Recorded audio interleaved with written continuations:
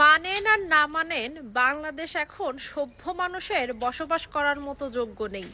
বাংলাদেশে এখন কারা বসবাস করতে পারবে জানেন? যারা মানুষকে হত্যা করে তাদের বুকে নাচতে পারবে এবং সেগুলো নিয়ে উল্লাস করতে পারবে। অবশ্য এগুলো নিয়ে চিন্তা করার কিছু নেই, কারণ এরকম মানুষের সংখ্যা নেহাত কম না দেশে। বাংলাদেশে যে মানুষ মার্ডার করে মানুষকে দিনে দুপুরে মেরে নিয়ে সেটার জন্য উল্লাস করা, আনন্দ করা, এসব মানুষের সংখ্যা অনেক আছে। তো যারা এই ধরনের বৈশিষ্ট্যের না, বা যাদের কাছে এই ধরনের জিনিসগুলো খুব খারাপ লাগছে, মোট কথা আপনি একটু সভ্য মানুষ, তাদের জন্য বাংলাদেশ আর না। তো সময় আছে, এখনো সুযোগ আছে। যে কোনো দ্বার, মানে বিদেশে যাওয়ার জন্য দ্বারগুলো বন্ধ হয়ে যাচ্ছে।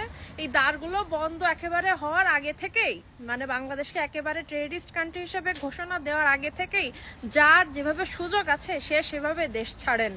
আর যদি আপনি মনে করেন না আমি সেই ওই লাশের উপরে নাঙ্গা নাচ নাচার পাবলিক, আমার জন্য বাংলাদেশ, তাহলে আপনি বাংলাদেশে থাকেন, আপনার জন্য বিদেশ না। কারণ আপনার মতো ওই ধরনের মানুষজন বিদেশে এসে বিদেশের পরিবেশ নষ্ট হবে।